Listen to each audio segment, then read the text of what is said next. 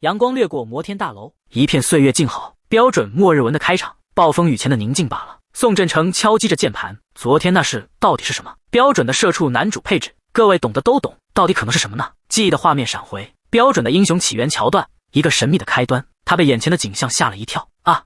你吓死我了！好家伙，经典的系统窗口，它就这么凭空出现了。这是什么？状态窗吗？恭喜你被剧情选中了，不然还能是什么呢？我是看错了吗？宋振成的手指徒劳地戳着屏幕，神级系统的 UI 交互竟然如此不友好，怎么按都没反应？是因为我没有金币吗？现实里是穷鬼，系统里也是穷鬼，真实用来砸碎丧尸头骨的锤子。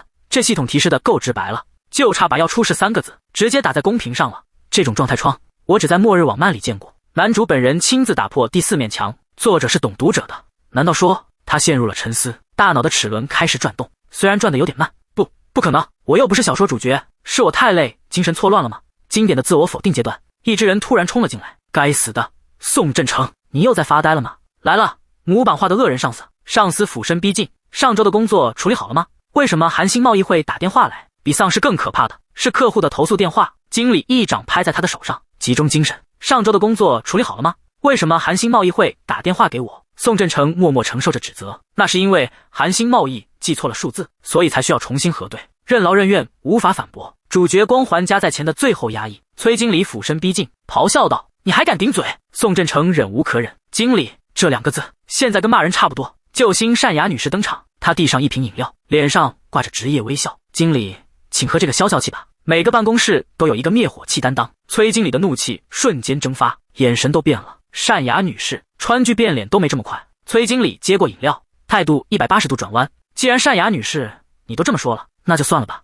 你看她那没骨气的样子。崔经理顺势抓住单雅的手，油腻的凑近。下班一起吃晚饭怎么样？你穿这么漂亮，直接回家太可惜了。哦豁，经典的职场骚扰来了。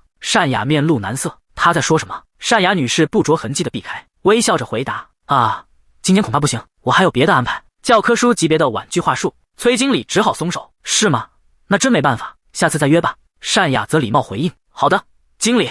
单雅站在宋振成旁边，内心叹息：真烦人。笑容面具下的真实想法。宋振成目送他离开，心中默念：谢谢你，简直是办公室的救世主。他望向窗外，啊，好想回家。全世界打工人的共同心声。宋振成在天台抽烟，发泄着不满。那个混蛋崔经理，要不是单雅女士，他还没完没了了。但我又不能辞职。他吐出一口烟圈，一脸无奈。听说现在工作不好找，再难也得忍着，毕竟是大企业，这就是现实。他下定决心，等会儿得给单雅女士买杯咖啡，在操蛋的生活里寻找一丝慰藉。一个声音传来：宋振成，你在这儿啊？好了，摸鱼时间结束。单雅走上天台，宋振成惊讶地回头：单雅女士，你怎么上来了？宋振成补充道：你不是不抽烟吗？单雅女士，经典的没话找话。单雅叹了口气：我是上来躲经理的，打工人的无奈日常。他解释说，有个客户跑单了，经理正在办公室大发雷霆，崔经理正到处撒气。他接着小声抱怨，他自己不掏钱，还老想约饭动手动脚，职场油腻男的标准操作。宋振成机智地岔开话题：今天冷吗？他觉得自己还挺贴心。他接着说：我觉得夏天有这种凉意还不错。直男发言鉴定完毕。单雅立刻反驳：这不是凉快，是不正常。你看我穿长袖都起鸡皮疙瘩了。他展示着自己的手臂。宋振成轻笑一声：你对冷也太敏感了吧。单雅拿出手机：等等，我给你看个东西。等等，我在社交媒体上看到个视频，你看这个。手机屏幕上显示着一张照片。单雅举起手机屏幕：你看这个，是一则社交媒体动态。非洲下雪了，全球变暖终于要反转成全球变冷了。宋振成凑近看手机，表情写满了震惊。真的假的？单雅收回手机：很奇怪对吧？感觉事情有点不对劲了。恭喜你们的末日新手教程已开启。话音未落，两人的手机同时响起警报，气氛瞬间紧张起来。他们低头查看信息，手机屏幕亮起，是一条寒潮预警。单雅满脸困惑：夏天气象局被黑客攻击了吗？宋振成的手机也弹出一条紧急警报，内容是：因气温骤降发布寒潮警报，请做好防寒准备。官方认证。天气真的出错了。两人面面相觑，空气中充满疑惑。雪花开始飘落。单雅轻声说道：一定是出错了，对吧？现实比电影还魔幻。一片雪花落在单雅伸出的手心，雪花瞬间融化，带来一丝冰冷的触感。宋振成看着单雅：单雅小姐，这……他打了个哆嗦。单雅扶着额头。宋振成有些担心：单雅女士，这……啊，好冷。城市瞬间被冰雪覆盖，喇叭声此起彼伏，交通陷入一片混乱。末日来了，你还在担心堵车？宋振成独自一人。夏天里下暴雪，像话吗？这世界彻底疯了。恭喜你，答对了。他决定开溜，比刚才跟单雅女士在一起时更冷了。交通肯定要完蛋，我得收拾东西回家。打工人的生存本能。电梯停在6楼，他站在电梯前，怎么不动？坏了吗？关键时刻掉链子是电梯的基本素养。他突然打了个寒战，哦，好冷，怎么回事？他抱紧双臂，他走向楼梯间。昨天那个奇怪的状态窗真烦人，主角总有些奇怪的设定。他走下楼梯，又冷，天气又怪，一个电子音响起，门正在关闭。哦豁，电梯又行了。他回到电梯里，门开了，又关了。谁在外面恶作剧？他被困在电梯里，有人按着电梯吗？为什么这么安静？安静的有点诡异。突然一片漆黑，停电了。这下他开始紧张了，不好，收拾东西早点走吧。他听到一阵刺耳的声音，什么声音？好像是金属摩擦的声音。恐怖片经典前奏。宋振成终于扒开电梯门，内心独白，真让人毛骨悚然。我得赶紧拿上东西走人。立 flag 的经典时刻。他回到办公室，里面一片漆黑，办公室怪谈即将上演。他环顾四周，人都走光了。我去天台前明明还有人的。黑暗的环境让胡思乱想加剧。他走到自己的工位，怎么这么乱？难道他们还没下班吗？不，看起来像是仓皇逃离。他试探着喊道：“有人在吗？”经典恐怖片送人头桥段，回答他的只有一片死寂。之前的声音加上眼前的景象，感觉不对劲，我得快点。他迅速背上背包，一个黑影在门口一闪而过。他猛地回头，眼神警惕。新手村的第一个怪刷新了。他冲出办公室，在会议室门口停下。他小心翼翼地探头张望，会议室里脚下传来黏腻的触感。一张公牌，他后退一步，捡起地上的公牌，上面沾满了血，姓名金贤熙。为什么会？这血是怎么回事？这里到底发生了什么？他惊恐的后退，一屁股坐在地上。他连滚带爬的后退，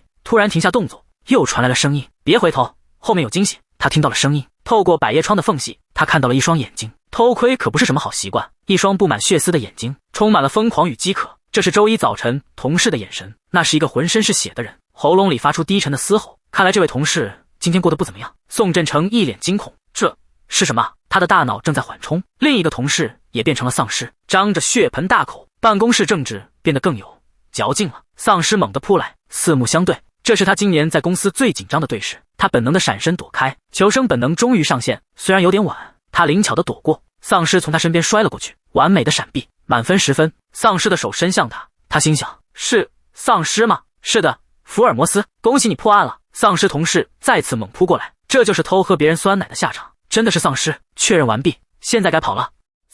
丧尸，他被扑倒在地，真的是丧尸，疯了。他向后猛地退缩，身体摩擦着地面，发出绝望的沙沙声。他的手抓住一台显示器，一件沉重而无用的武器，他能找到的唯一慰藉。宋振成发出一声野兽般的嘶吼，去死！屏幕砸在头骨上，湿润的碎裂声在回响，但这本该是致命一击。那东西踉跄后退，头部已成一团烂肉，但他没有倒下。宋振成一击得手后，扭头就跑，丧尸随后追来。宋振成跑进楼梯间，他用尽全力甩上门，门外传来沉重的撞击。宋振成大口喘息，汗水灼烧着他的眼睛，每一次呼吸都像是最后一次。一声低吼穿透了门板，他听着门外的东西，像一个被困在盒子里的活物。丧尸撞了一会儿，见没有撞开，便踉跄走开。宋振成听着远去的声音，瘫坐在冰冷的地板上。刚才那个东西绝对是丧尸。突然腰间手机震动，弹出一条紧急警报：首尔市中心爆发病毒感染，一种新型狂犬病。一个无法解释一切的解释。他的手抚上头顶，狂犬病这个词尝起来像个谎言。他眼中闪过怒火，去他妈的狂犬病，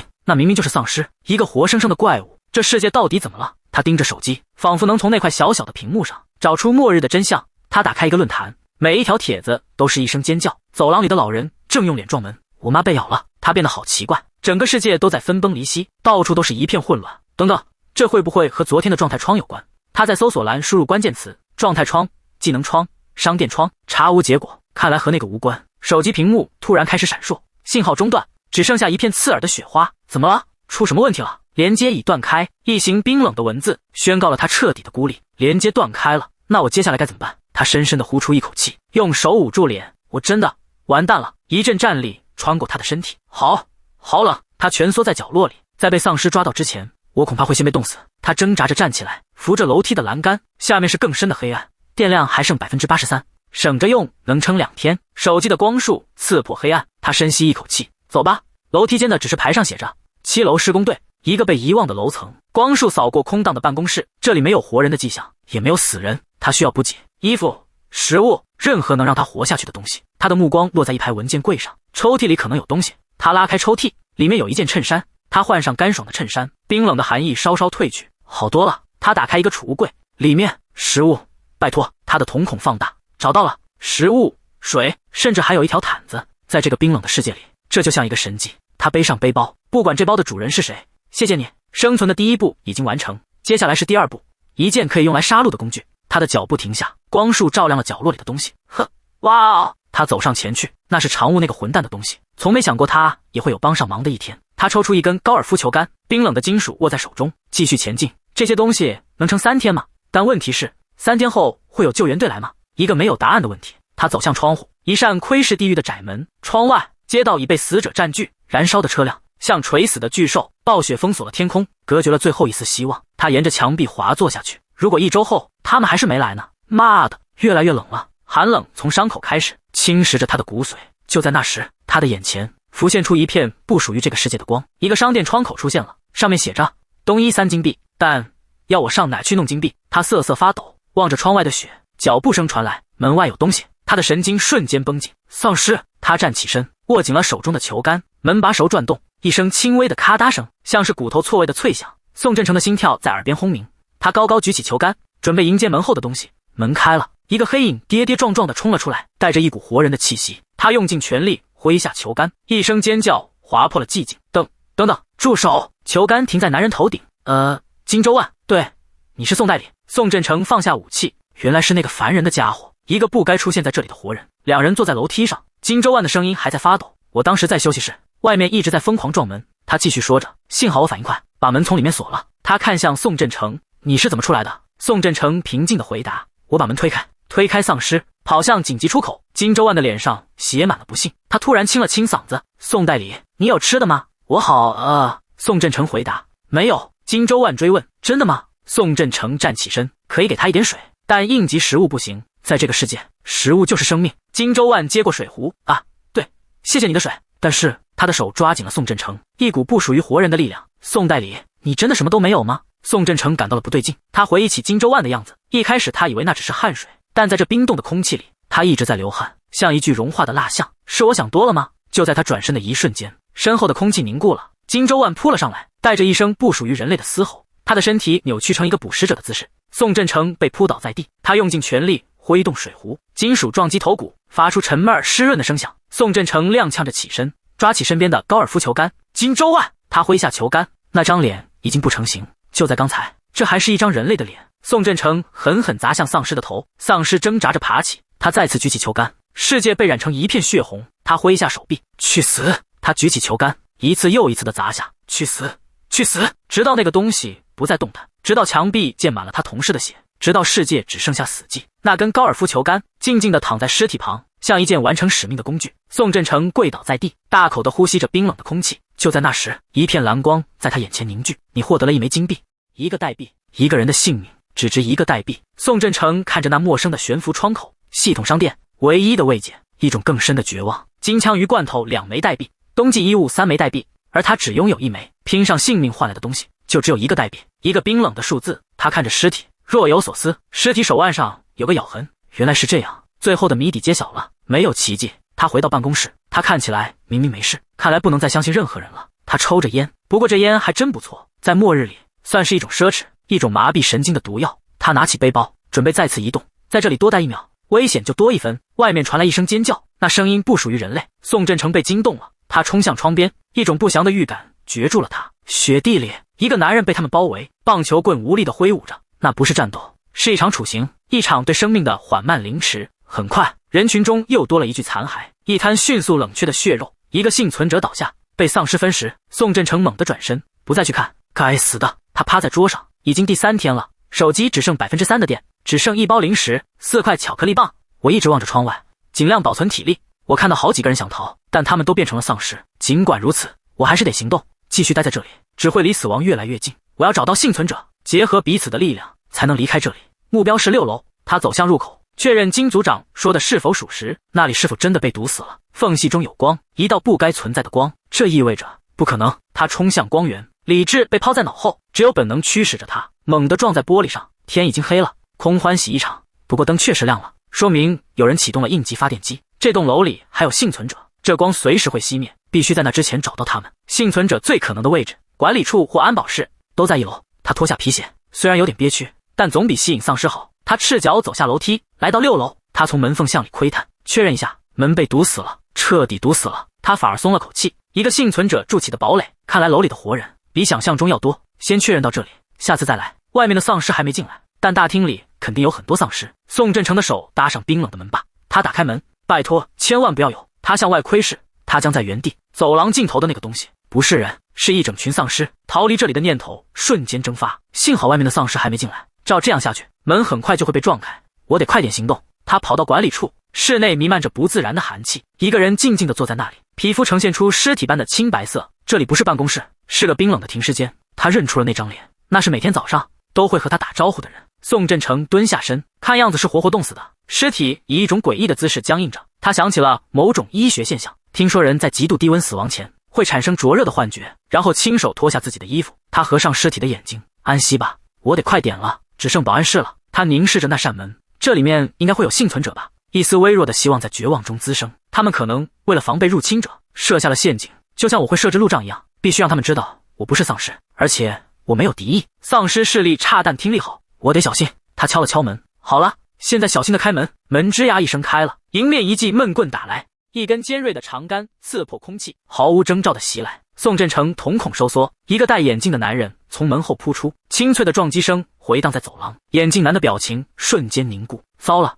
那个声音，恐惧攫住了眼镜男，他像被定在原地，只是死死盯着门外。宋振成猛地摇头，他一把推开呆滞的眼镜男，用尽全力将门关上。沉重的撞击声隔绝了外面的世界。眼镜男举着长杆，他颤抖着问：“你是人吗？”“是的。”“你呢？”“我也是人。”宋振成放低武器，他解释道：“我听到应急发电机启动了，以为这里可能有幸存者。”宋振成亮出自己的工牌：“我是销售2组的助理经理宋振成。”信任的第一步是交换名字。眼镜男也报上身份：“我是开发团队的助理经理崔在成。”他抓紧自己的衣襟，一个下意识的防备动作。如果他想隐藏伤口，用毯子盖起来很容易，但他的身体没有出汗，反而看起来很冷，就像之前那个被冻死的男人。宋振成继续观察，他看起来很冷静。难道他去过休息室，那个变成冰窖的房间？崔在成紧握着那根粗糙的木棍，棍子的顶端已经裂开。没错，被感染者会表现出异常的饥饿感，而他还能控制自己，就说明他没有被感染。宋振成看了一眼崔在成的背包，他只是好奇。崔在成立刻后退一步，将背包护在身后，警惕心瞬间拉满。糟了，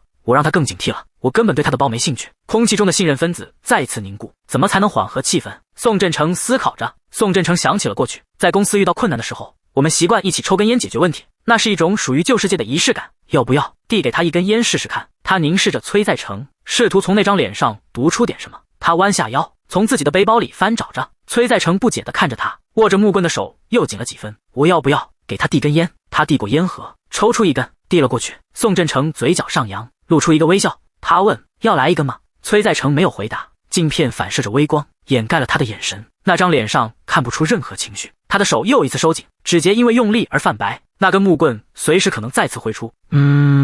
他发出的声音含混不清。他缓缓放低了木棍。既然如此，可以给我一根吗？不久后，崔在成捻熄了烟，他轻笑着说：“啊，感觉又活过来了。在这种情况下，这是我们为数不多的慰藉了。”宋振成的腹部传来一声鸣叫，他尴尬地说：“哈哈哈，我只吃了半块巧克力棒。”崔在成转过头，等一下，他伸手去拿自己的背包，从包里拿出一块干面饼，他将其掰成2半。崔在成递过去半块面饼，他说：“吃太快会消化不良，请务必细嚼慢咽。”两人沉默地咀嚼着，干涩的粉末粘在喉咙里。宋振成先开口：“你说你是开发部的，那你把2楼都清理干净了吗？”崔在成回应道：“没错。”他说：“已经没必要把食物放进冰箱了，整个世界就是一个巨大的冰柜。”宋振成问道：“2楼的情况怎么样？”崔在成看着他，镜片后的眼神晦暗不明，很糟糕。他的声音变得低沉，开始讲述过去的事。起初我和一个同事被困在休息室，我们把食物平分了，但他一直坚持要继续前进。我判断等待救援才是明智之举。我们之间出现了无法弥合的分歧，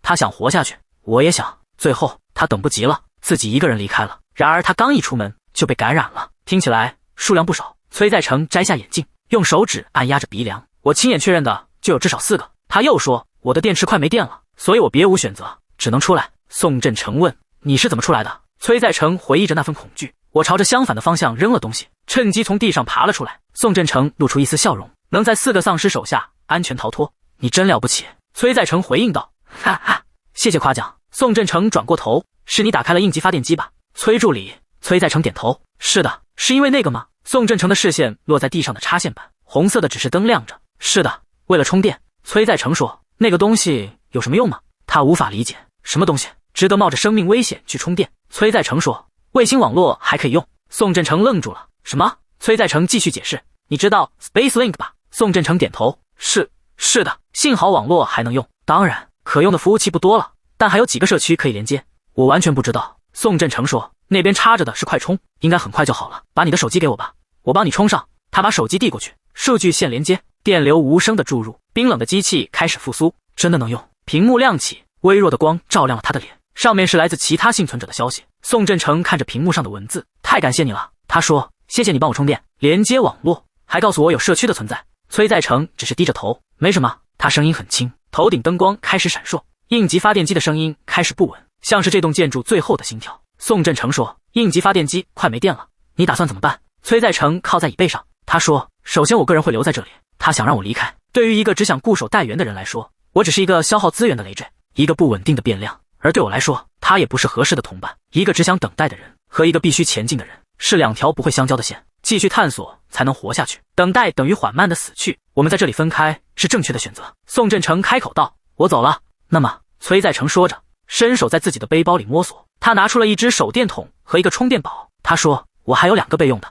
这个送给你，太感谢你了，在没电的情况下，这些都是极好的东西。宋振成转过身，那么我走了。崔在成看着他的背影，祝你好运。宋振成回应了一句，他说，我们活着再见。沉重的门关上了，将2个活人隔绝在不同的坟墓里。我得快点，再磨蹭下去，电就要停了。还好，门还撑得住。他松了口气，但这口气本身就是奢侈的，那层玻璃随时会变成齑粉。他转身走向楼梯间，从这里下到地下室。我的车就在那里，或许可以开着它逃出去。但是，现在离开大楼是正确的选择吗？现在离开这里是正确的选择吗？总有一天要逃出去，但现在离开可能太鲁莽了。他转过身，暂时还是先上楼吧，先从公司里搜集所有能用的情报，然后再逃走。头顶的灯光闪烁了一下，然后熄灭了。该死，应急电源耗尽了吗？冷静，我还有手电筒。他打开手电筒，小心，慢慢走。我离开后，丧尸可能移动了。4楼、5楼、6楼，好了，就快到了。楼上有人，很可能是丧尸，但现在没有退路了。他握紧了手中的高尔夫球杆，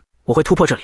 一声低吼从楼梯上方传来，那不是活物的声音，一个身影缓缓走下，长发粘在腐烂的脸颊上，那曾是一个女人，现在只是一具行走的尸骸。很好，幸好是朝向屋顶的。他蹑手蹑脚的移动，每一步都踩在寂静的边缘。我要趁这个机会。那东西的嘴张开着，露出已经变色的牙齿，一滴混合着血液的唾液从他干裂的嘴唇上滴落。他的头颅猛地一转，眼眶里只剩下浑浊的白色。那不是看，是一种感知，一种饥饿对血肉的感知。他扑了过来，宋振成的瞳孔骤然收缩。该死！他挥动球杆，空气被撕裂，金属杆头划出一道冰冷的弧线，沉闷的撞击声像敲碎一个熟透的瓜，头骨碎裂的声音被黑暗吞没。他没有停下，用尽全力完成了这个挥杆动作。头骨撞上墙壁，瓷砖应声碎裂，那具身体倒了下去，像一袋被丢弃的垃圾。但他没有死，他发出尖锐的嘶鸣，那不是痛苦的哀嚎，是某种更原始的东西被唤醒了。宋振成再次举起球杆，他嘶吼着去死，将全部的力气灌注在这最后的一击中。第2次撞击，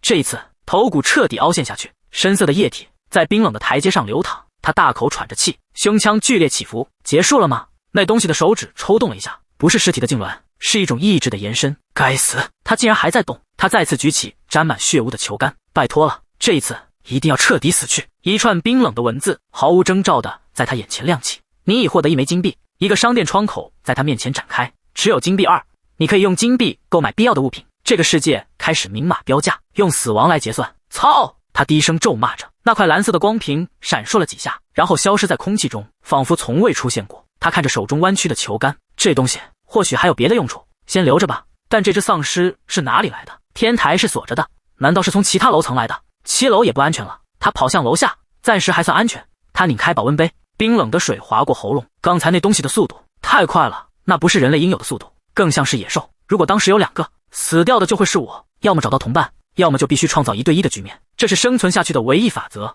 没有第3条路可走。对了，上网看看吧，或许会有更多关于丧尸的情报。他拿出手机，冰冷的屏幕亮起，幸存者论坛，今天上传了132个帖子。他点开一条帖子，来自江原道的用户，我量了一下温度，简直疯了。下午1点，室外是-27度，晚上好像会降到-30度以下。他继续向下滑动，没有关于丧尸的新情报，他们对声音很敏感，视觉和嗅觉很差，必须破坏头部才能彻底杀死。被咬了就会变成丧尸，这些都是他已经知道的情报，没有任何价值。他关掉屏幕，论坛上大部分都是幸存者的求救，但这也让他确定了一件事：政府已经崩溃了，城市变成了巨大的坟场，雪花无声地落下，掩盖着尸体和血迹，不会有人来救我们了。这个念头清晰而冰冷，像一根针刺入大脑，只能靠自己活下去，独自一人。他打了一个喷嚏，细微的声音在死寂中扩散。生存第5天，寒冷是一种缓慢的酷刑，他的身体开始不受控制的颤抖。该死，真冷！再这样下去，我会感冒的。那绝不能发生。他裹紧了身上的毯子，在这种情况下，感冒就意味着死亡，必须活动身体来产生热量。他开始做一些僵硬的体操，腹部传来一声空洞的鸣响，身体发出了最原始的抗议。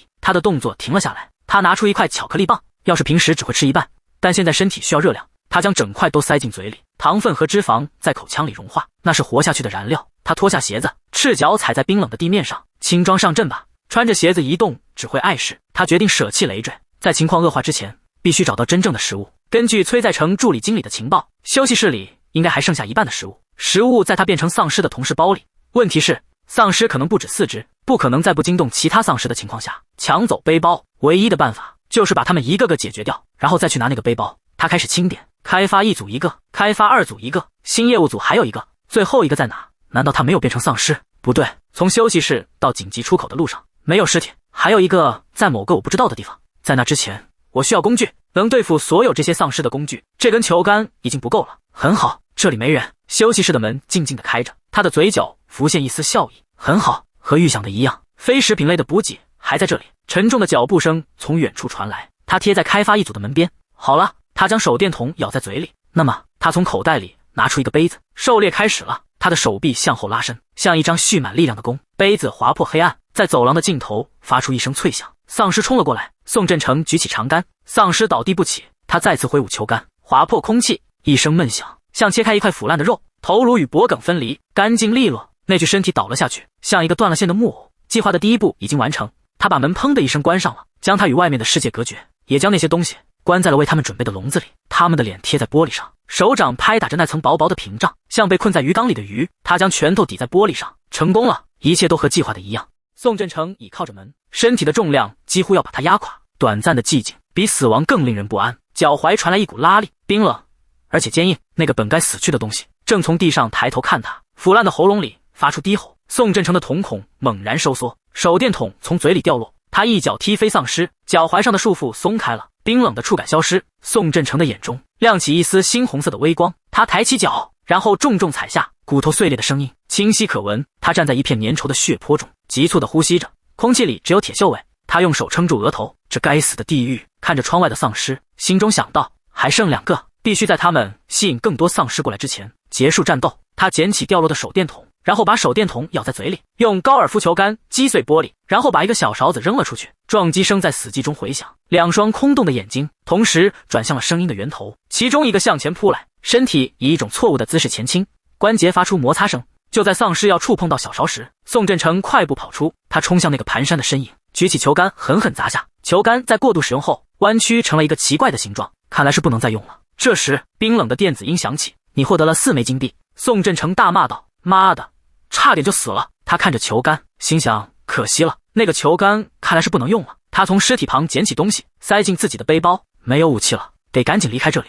他迈开脚步，但既然到了这里，要不要搜一下这个地方？他停了下来。崔在成代理说过，他和同事躲在休息室里，那他们应该没空搜别的地方。他拉开一个又一个抽屉，嘴角勾起一抹笑意。哦，收获不错。开发1组的桌子里就找到了移动电源和营养剂，运气真好。他把找到的东西塞进背包，动作熟练而迅速，应该趁着这个势头把开发2组也搜一遍。他走向办公室的更深处，远处传来一声闷响，不是他制造的声音，死寂被打破了。宋振成猛然回头，还有一只丧尸在这个楼层里。该死，现在手上没有武器，撞上就死定了，必须离开。他转身就跑，他靠着墙滑坐下来，紧紧抱着背包。呼，总算冷静下来了。他把脸埋进背包，谁能想到办公室会是避难所，尤其是在这种情况下。他长长的呼出一口气，驱散肺里残留的恐惧。他坐直身体，先看看带回了什么吧，别再自怨自艾了。3袋薯片，2盒巧克力派，1罐饼干，5桶泡面，还有1罐可乐。这是末日里的宝藏。他咧开嘴，发出一阵低沉的笑声。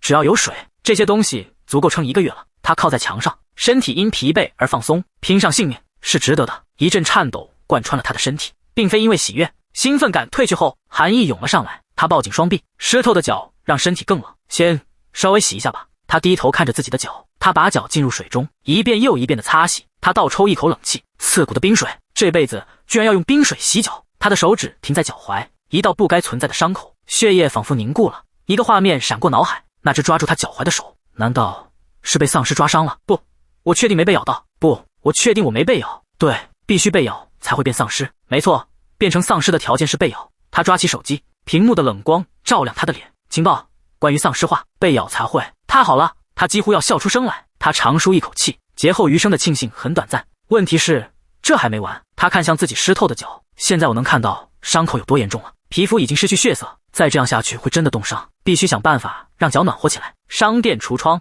一个念头在他脑中响起，冰冷的蓝色光屏在他面前展开。持有金币6，可以用金币购买必需品。我记得里面有冬装。他快速的浏览着，视线在2个物品上停住：防寒服3金币，防寒靴3金币。生存的必需品，标着清晰的价格。冬手套3金币，冬帽3金币。他看着屏幕上的价格，该死，分开卖也太黑了。靴子、手套、帽子比衣服小多了，为什么都是3金币？没有别的选择，他只能先买下靴子。哇，真的出现了！他拿起靴子，触感是真实的，甚至还带着一丝暖意。老实说，还有点担心尺码，但穿上后却完美贴合。难道是为我定制的吗？但他很快冷静下来，光穿靴子冻伤不会自己好，还有别的办法吗？没有，还是没有。他的手指在屏幕上滑动，希望渺茫。这个也不是，这个。他按下购买按钮，减1金币，就是这个。他的指尖点下了购买，金币减1，你已购买1件物品。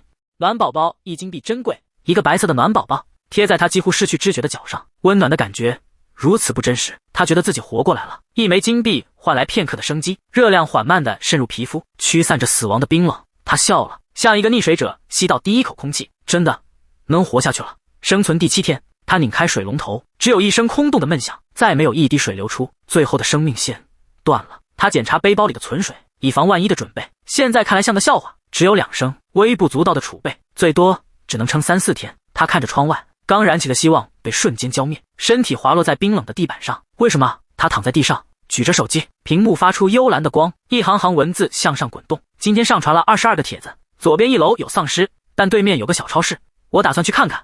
准备完毕，我要出发了。另一个男人在黑暗中回复：你去了吗？屏幕前的脸毫无表情。如果我还活着，会再发帖的。男人说完，走进了黑暗。祝你好运，务必活下来。这是最后的讯息。宋振成放下手机，屏幕的光熄灭了，网络上新的帖子越来越少。他缓缓坐起身，那些发帖的人大概已经死了。他走到窗边，玻璃上凝结着冰冷的雾气，外面看不到任何幸存者的迹象，整个世界都被雪覆盖了。这样下去，不，肯定还有幸存者，在某个我不知道的地方，像我一样躲藏着。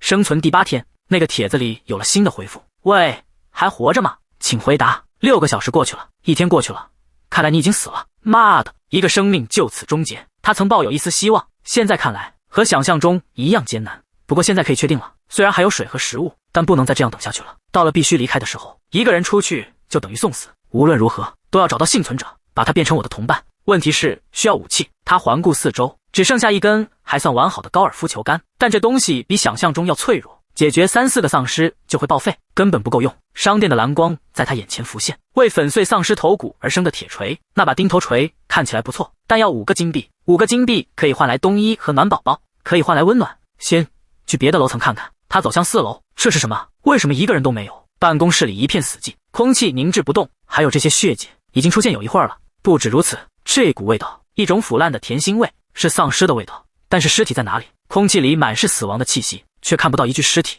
这里到底发生了什么？他走到一扇门前，拧了拧把手，锁住了。有人躲在里面吗？他把耳朵贴在门上，什么也听不到。他举起了高尔夫球杆，对准了门锁，一声巨响打破了这里诡异的平静。我进来了，他低吼着，打烂了门锁，金属零件四散飞溅。他冲进室内，然后愣住了。至少10具尸体以一种诡异的姿势交错堆叠在一起，空气中弥漫着血腥和寒气。是谁干的？公司里有这种怪物吗？如果能成为同伴，就什么都不用担心了。反正这里也没有任何有用的东西。他看到其他办公室也有被搜刮的痕迹，这里已经被扫荡过了吗？等一下，如果真是这样，那这里早就被彻底清空了，不可能留下任何东西。到底是谁搜得这么彻底？到底是谁？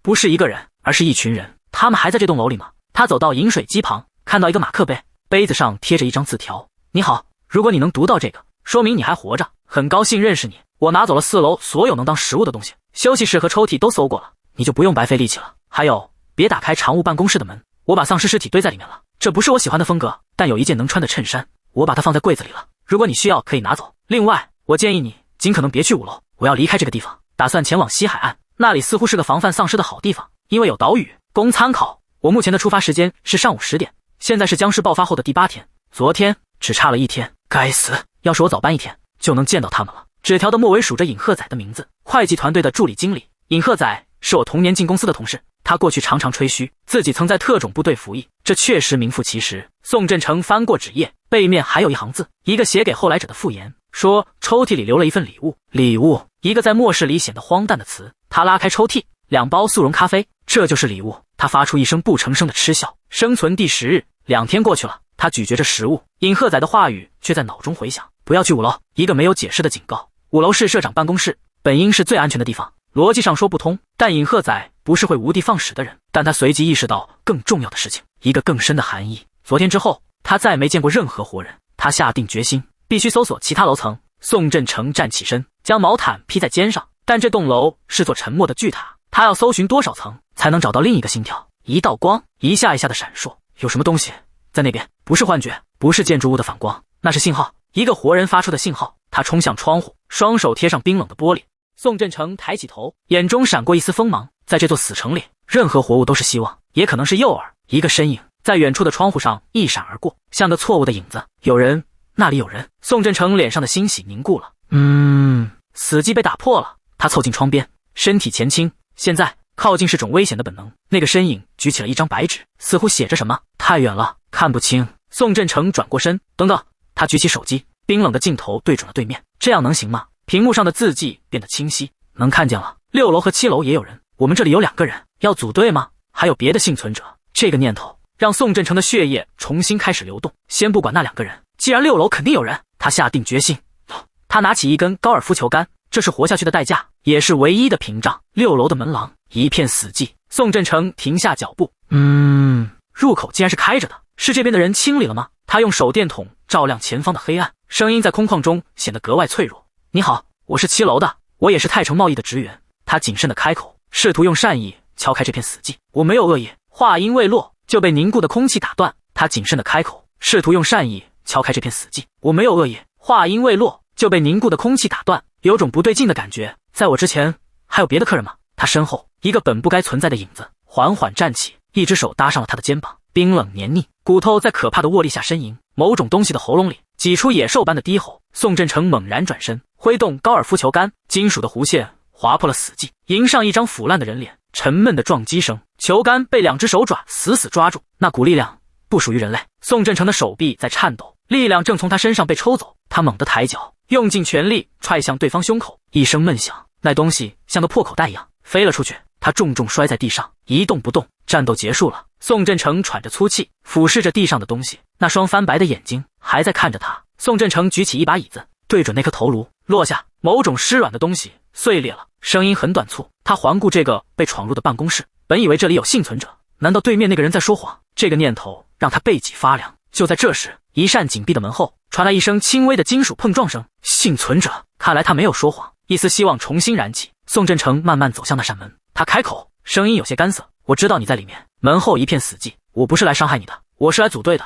能告诉我你是谁吗？我也是这里的员工，销售2组的。他的话语像石子投入深井，没有回音。他仍然保持着攻击的姿态。如果对方还不回答，就只能破门而入了。门内的声音再次响起，带着不确定：请问是宋代理吗？宋振成身体一僵，他放下了高尔夫球杆。门锁转动，一条门缝缓缓打开，一个穿着灰色卫衣的女人探出头，她的脸上混杂着恐惧和巨大的惊喜。宋振成认出了她，善雅。2人坐在休息室里，气氛依旧冰冷。宋振成看着她，原来你一直在这里。李善雅抱紧双臂，她的记忆开始倒带。是的，昨天晚上。黑暗中，门被疯狂地敲击。有人来了，让我开门。我感觉不对劲，就拒绝了。他的话语变得支离破碎的，但他好像发现只有我一个人，就强行闯了进来，所以我躲进了休息室。李善雅的声音在回忆中颤抖。不到1个小时，他就变成了丧尸。那个闯入者就是宋振成刚刚处理掉的东西。宋振成问道：“你有武器吗？”李善雅指向角落：“那边的木矛。”宋振成看着那根粗糙的武器，和崔在成用过的很像。李善雅拿起武器展示给他，那是一把拖把，一端被削尖了，我用美工刀削的。他平静的补充，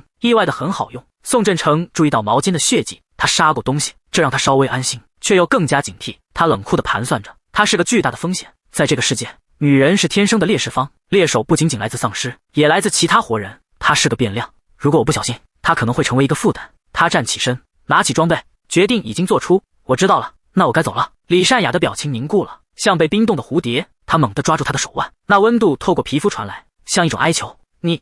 你要走吗？宋振成回应道。抱歉，他的声音带着哭腔。代理，我一个人不行的，求你了。他挣开了他的手，又说了一遍抱歉。李善雅的眼神变了，他握紧了拳头。我以前练过击剑。宋振成停住了脚步。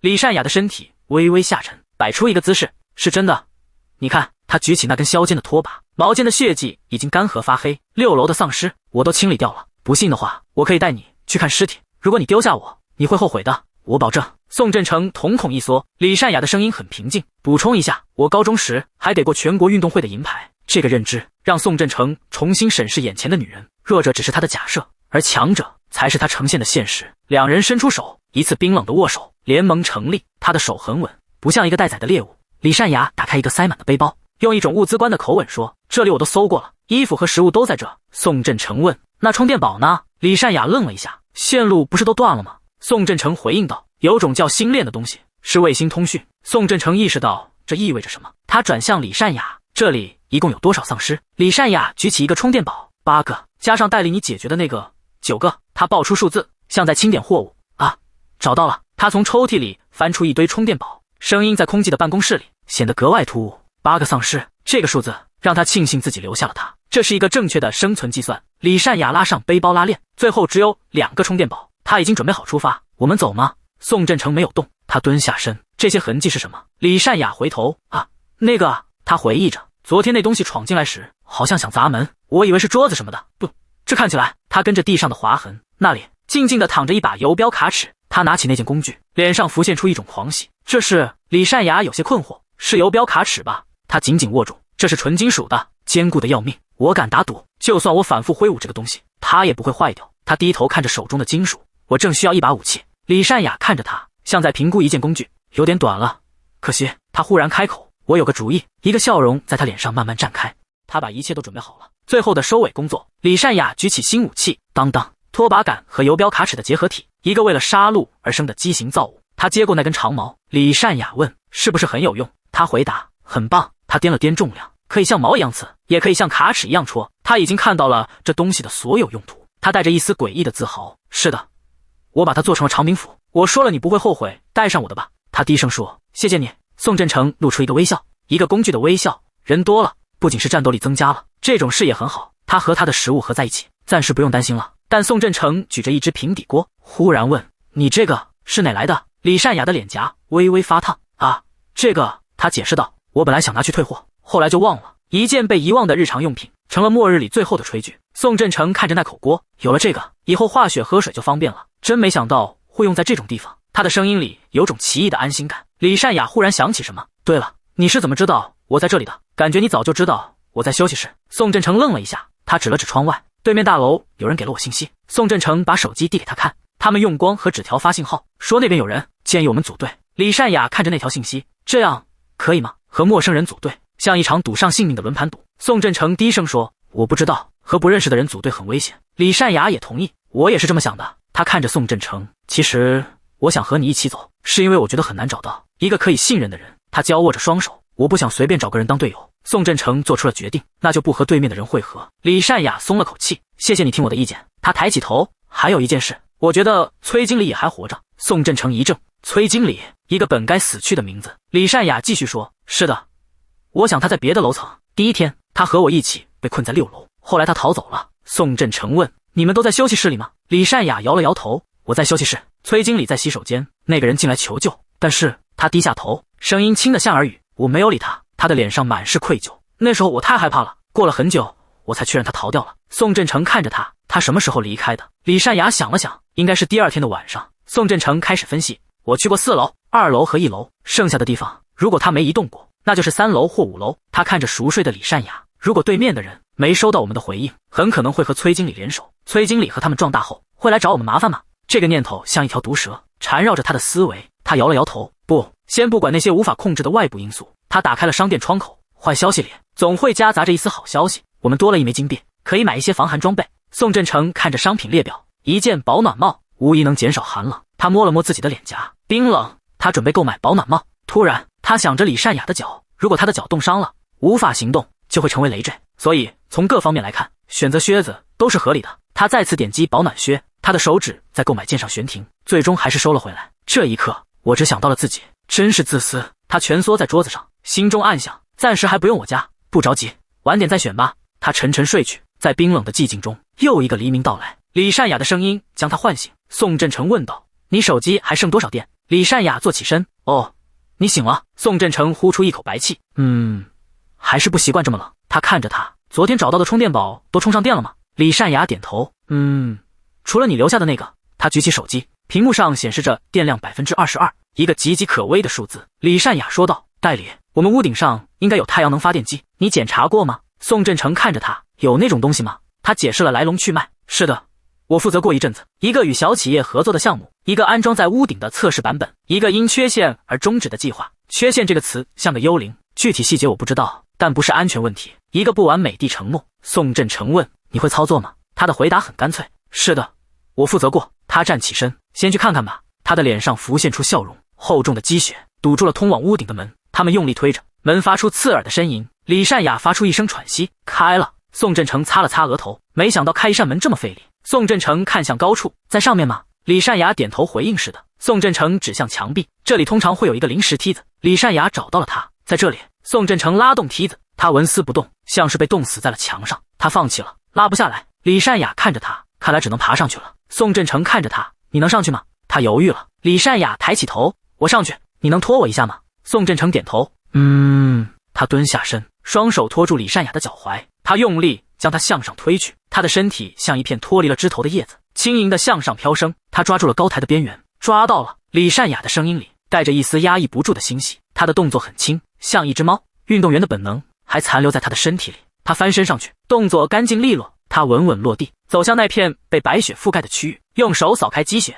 露出一块深蓝色的面板。他回头，眼中闪着光：“找到了。”他对下面的宋振成喊道：“不是很大，我把它拆下来带下去，你接一下。”宋振成抬头看着他：“好。”李善雅的声音从上方传来：“第一个来了。”宋振成伸出手接住：“第二个来了。”他再次接住，最后一块，他踉跄了一下，差点没站稳。这些东西比看上去要沉。他们喘着粗气，看着地板上的4块太阳能板。宋振成问：“这样够了吗？”李善雅看着他：“安装好了。”他们看着窗外，雪地反射着惨白的光，本该装在外面，可惜雪太亮了。宋振成的声音里带着忧虑：“云这么厚，效率会高吗？”李善雅回忆着：“晴天时充半天大概能有50%。”宋振成拿出手机，但现在几乎没有太阳，只能等了。直到第二天，他们凑在一起盯着手机，屏幕上的数字是9%，下面一行小字，像一则来自地狱的笑话：预计剩余充电时间12天6小时7分15秒，只有8%。李善雅的声音里充满了失望：“昨天费了那么大劲。”宋振成看着窗外，太阳没出来，没办法。李善雅叹了口气，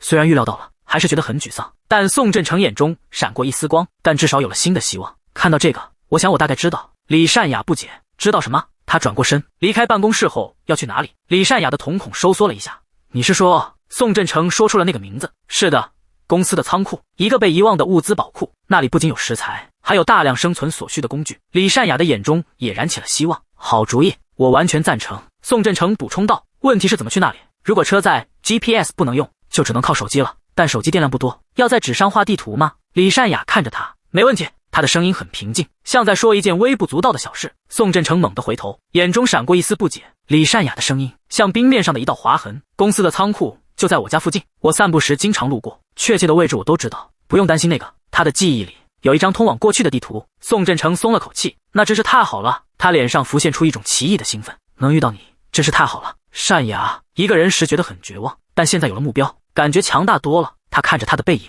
和善雅组队是一个正确的决定。他知道很多事，也承担了艰苦的工作。他的脚现在一定很冷，但他一次也没想过要抢我的靴子。他开口：“喂，善雅。”他回头：“他问：“你的鞋是多大号的？”李善雅有些惊讶。宋振成掩饰道：“啊，没什么，就是突然想起来，我好像看到过靴子，如果尺码合适，就想拿给你。”他想起了在屋顶上，他说不冷。李善雅的眼睛亮了：“真的吗？我穿230的。”他的声音里充满了期待，像个等待圣诞礼物的孩子。宋振成松了口气，还好，他只是单纯的高兴。他问：“要我和你一起去吗？”宋振成摇了摇头：“不用，我自己去，在这儿等着。”然后像风一样冲了出去，留下李善雅一个人在原地发愣。他拿着一双白色的靴子回来，他是穿了一下，哇，完全合脚。就在这时，一个冰冷的系统音响起：“队伍已组成。”宋振成还没反应过来，一行新的文字出现在他的视野中：“当前成员2/2，队伍成员获得的金币将自动归你所有。”队伍，这是第一次看到这种东西。原来商店窗口不是全部吗？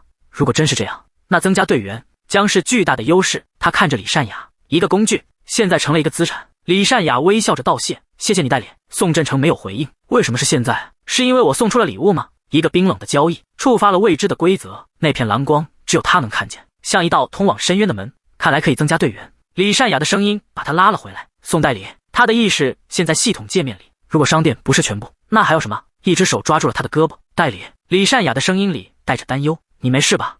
你突然，宋振成回过神，眼前的世界重新变得真实，但那片蓝光还在视野边缘闪烁。他揉了揉太阳穴：“哦，我就是有点头晕，最近没怎么吃好。”一个完美的借口。他提议：“那要不要吃点东西？”韩善雅好像没什么变化，组队后也只有我能看到吗？他暂时压下这个念头，先观察一下吧，吃点东西应该会好点。生存第14天，水已经断了3天，嘴唇干裂，喉咙里像有火在烧，不行了，好渴。两人坐在桌前，他开口：“得溶点血了。”李善雅站起身：“我去拿之前看到的纸和文件。”宋振成看着他：“我们最好在屋顶生火，免得在室内引起火灾。”宋振成抬起一块隔板：“我去弄个生火的地方。”他们在屋顶中央清理出一小块空地，在外面生火，烟雾会引来掠夺者，那些在暗处潜伏的眼睛，他们成群结队抢劫、施暴、杀人，他们是比丧尸更可怕的怪物。我不想引起隔壁楼的注意，但我受不了了。生理的极限让理智变得脆弱不堪。他按下打火机，一小簇火苗燃起，火焰吞噬了纸张，在铁盒里跳动，橙色的光映在他们眼中。李善雅伸出手，靠近那唯一的温暖，好暖和。宋振成也把手伸向火焰，温暖，一个几乎被遗忘的词语。李善雅长出一口气，哈，这股暖意，感觉又能活下去了。李善雅把平底锅架在火上，啊，水。宋振成看着他，是啊，血在锅里融化，变成浑浊的水，细小的气泡升起，这是活下去的声音，也是一个信号。他们捧着杯子，将久违的温暖送进喉咙，身体因着陌生的感觉而颤抖。宋振成几乎不敢相信，多久没喝过热水了？好暖和。李善雅捧着杯子，眼泪无声的滑落。我好像都忘了，世界上还有这种温暖。两人坐在火堆旁，像两个幸存的原始人。李善雅轻声说：“幸好我们没有放弃。”宋振成看着他：“是啊，我也是这么想的。”夜色吞噬了一切，只有那一点火光。他们向着黑暗许诺：“我们一定要活到最后。”生存第15天的清晨，天光穿透玻璃，唤醒了沉睡的城市，也唤醒了相依的两人。李善雅的指尖轻轻落下，带着一丝不忍打扰的温柔。他俯下身，轻声呼唤：“代理，快醒醒！”宋振成缓缓睁开眼，意识仍陷在梦的余温里。他的手没有移开。李善雅的声音带着催促：“你得醒醒了。”睡意瞬间褪去。宋振成坐起身，他察觉到他语气中的异常。“怎么了？”李善雅没有过多解释，只是伸手指着窗外。他的侧脸紧绷，在那边，他的声音很轻，像是怕惊扰了什么。他们发来了信息。宋振成顺着他的视线望去，一个信息。他的眉头微蹙，追问着关键的内容。写了什么？李善雅转过头，目光与他对上，空气似乎凝固了一瞬。看样子他们正朝这边来。他停顿了一下，像是在斟酌用词。准确地说，对面那个人举着一块写字板，上面的字迹清晰可见。我们将过去与你们会合。宋振成迅速起身，他的声音里带着一丝紧张。你什么时候看到的？李善雅回应道：“就在刚才，我一看到就叫醒你了。”他的话语清晰而急促。他们看到我后就确认了位置，开始快速移动，很快就会到外面。宋振成的思绪飞转，是看到火光以为我们物资很多吗？无法确定是友是敌。他望向李善雅，既然不认识，我们就不见。他的决定里藏着担忧，不见他们，因为可能会有危险。话音未落，李善雅的脸色骤变，他抓住宋振成的手臂：“代理，在那边。”窗外3个身影踏雪而来，他们装备齐全，来者不善，危险已兵临城下。宋振成倒吸一口凉气，已经，他立刻做出决断，先收拾东西。李善雅毫不犹豫的应声是，两人转身飞奔。窗外的不速之客行动比预想的更快，他们对抗丧尸的方式，冷劲儿系统像一台冰冷的杀戮机器。宋振成在心里默算着时间，照这个速度，快则10分钟，最多15分钟。他迅速背起行囊，转身望向那个让他牵挂的身影。我好了，你，善雅。李善雅正费力地拉上背包拉链，她的呼吸有些急促。我也快好了。门外是无尽的雪地和漫无目的的行尸，他们是这个世界的背景音，也是所有生者逃不开的噩梦。然而意外总是来得猝不及防，更多的丧尸从四面八方涌来，瞬间吞没了那3个身影。冷静的阵型轰然瓦解，只剩下绝望的嘶吼。该死，快跑快跑！3道身影在雪地里狂奔，身后是死亡的追逐，他们的目标只有一个，那个透出微光的窗口，希望被压缩成一个动作。那个手持大锤的男人用尽全身力气向着最后的生机挥去，玻璃应声碎，像一个脆弱的梦。冰冷的空气和绝望一起涌入了室内，不速之客闯入了他们的避风港，像一颗投入镜湖的石子，激起致命的涟漪。宋振成低声咒骂：该死！他第一时间望向他，善雅，你没事吧？李善雅摇了摇头，东西都收好了。他的目光落在一旁的太阳能板上，但是那是他们唯一的能源。宋振成却毫不犹豫，别管那个了。他抬头看他，眼中满是不解与挣扎。就这么扔在这里吗？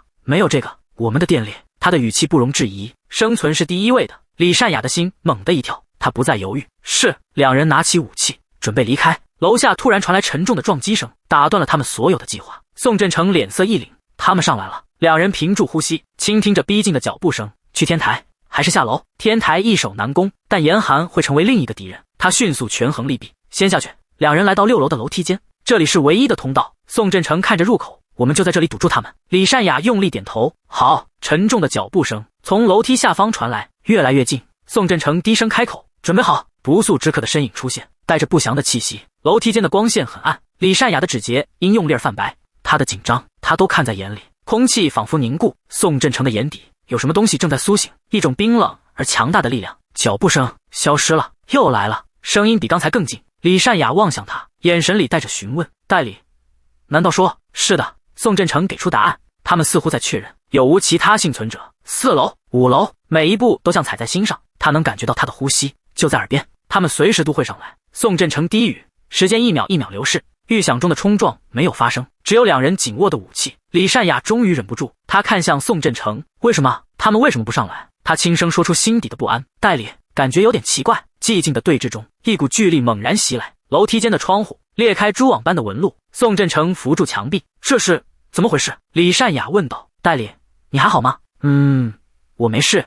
善雅你呢？我也还好。李善雅分析着情况，是爆炸吗？可他们知道这里只有我们俩，为什么还要用炸药？一段记忆毫无征兆的闪现，那张警告的字条，如果可以尽量避开5楼，科长一定还活着。如果他没移动，就在3楼或5楼爆炸。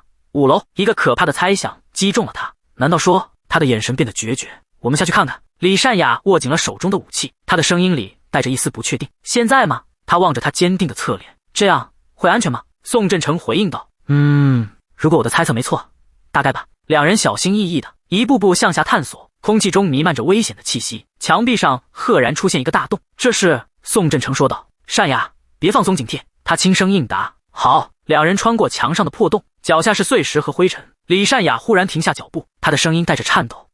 代理，在那边。手电筒的光束刺破黑暗，照亮了地上的景象。宋振成的瞳孔猛地一缩，是尸体。他将他护在身后，语气冷静的不带一丝波澜。善雅，你先待在这里。他独自上前查看，死状惨烈，但为什么只有2个人？炸药似乎也用完了。他望向那个被完全炸毁的门口，思绪飞速运转。这时听到里面有人喊道，该死的家伙们，这该死的人生，为什么要杀我？为什么偏偏是现在？一个熟悉的声音从黑暗的房间里悠悠传来，那个声音，很痛吧？我就知道，当然会痛了。那声音的主人缓缓现身，是崔科长。宋振成瞬间明白了，爆炸是他做的。崔科长看着地上的尸体，语气里没有丝毫悔意。如果我不走，你们就没得选了吧？是啊，我也没有办法。你们这些混蛋！宋振成难以置信的开口。科长。崔科长抬起头，脸上的伤痕让他显得有些狰狞。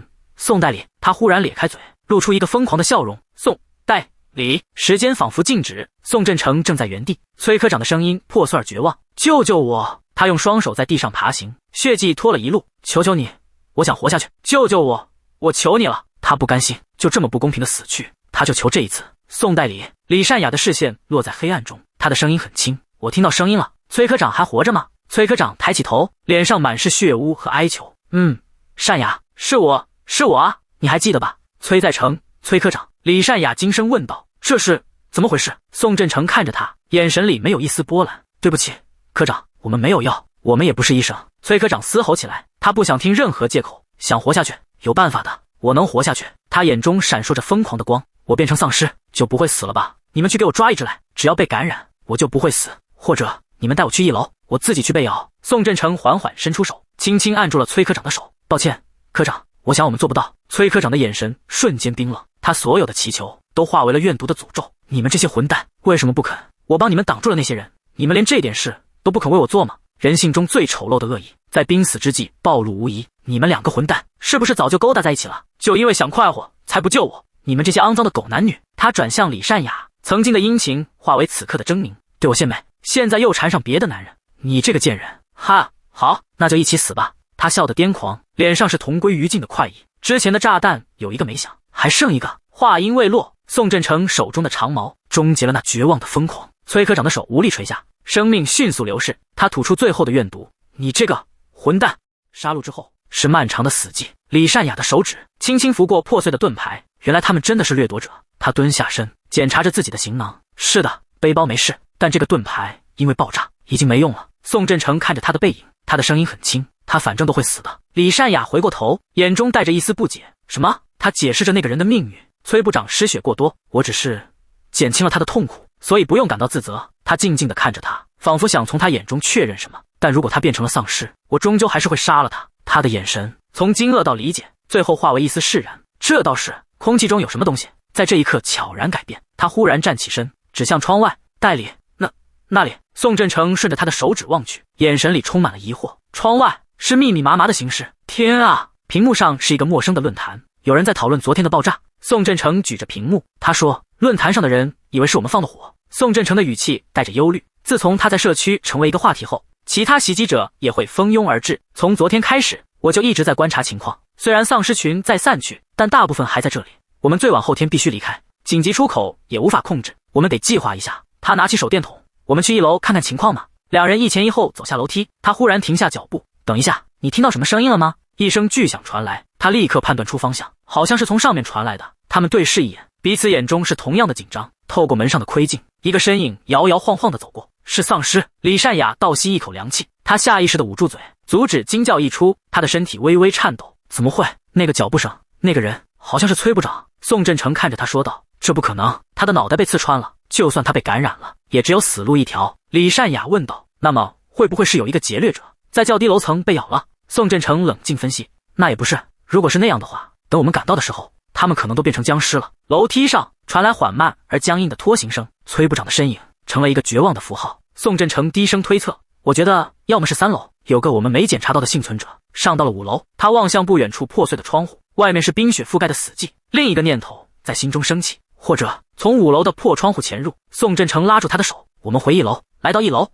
他们悄悄推开大厅的门。1楼大厅里挤满了攒动的丧尸，眼前的景象让两人瞬间窒息。李善雅的脸色变得苍白，他曾想象过最坏的情况，却没想到会如此糟糕。这里已经彻底沦陷了。他忽然想起什么，那么保安室，崔在成助理，他怎么样了？宋振成将他拉离楼梯口，声音果断而冷静：从这里出去等于自杀。李善雅轻声问：地下停车场呢？宋振成凝视着通往地下的坡道。我也想到了，他解释着自己的计划，因为我们之前检查的时候没有僵尸，让我们看看这次聚集了多少只。停车场里的丧尸数量不多，稀稀落落，这是他们唯一的生路。他又补充道：但地下没有风，所以如果我们动作快点，他们很可能闻不到我们的气味。宋振成轻声呼唤：善雅。他伸手指着角落的凸面镜，能看到那面镜子里的倒影吗？李善雅侧过头，我能看到地下1层。宋振成说道：是的，以我的视力我看不清楚。李善雅轻声汇报：我只能看到从通道通往地下1层的入口处，但僵尸出现的频率似乎和地下2层这里差不多，这样就够了。宋振成露出一个安心的微笑：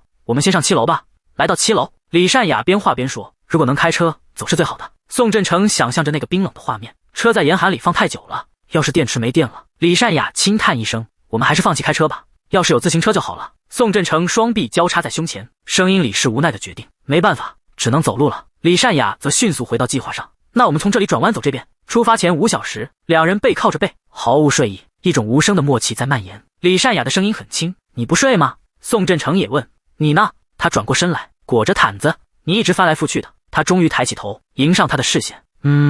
李善雅静静地站在他身边，给了他最坚定的支持。你可以带上他们，宋振成的声音里充满了感激，也充满了对他的担忧。谢谢你，单雅，但那样做不只会让你也会有危险。他凝视着他的眼睛，声音里有一种固执的温柔。我只是觉得他们看起来值得信任。李善雅的回答平静而温暖。如果是代理信任的人，那可就不妙了。我们出去之后肯定会更危险。宋振成再次确认他的心意。那个人如果来了，善雅，你会同意他加入我们吗？他的回答没有丝毫犹豫。是的，当然。宋振成像是下定了决心，他迅速坐起身。那么，他拿起一旁的手机，我用一下手机，会有点亮。李善雅的嘴角弯起一抹温柔的弧度。可以。手机屏幕亮起，他快速的输入信息，给1楼的人留下了会合的约定。生存第17天，凌晨5点40分，两人整装待发。他最后看了一眼手机，确认着那个无人回复的留言。没有评论吗？他轻轻摇了摇头，但他们可能还在等我们。走吧。楼梯间里只有脚步声在回响。5楼、3楼，他们抵达了1楼。约定的地点空无一人，这里没人。宋振成看了一眼时间，才过了约定时间3分钟。我们要再等一下吗？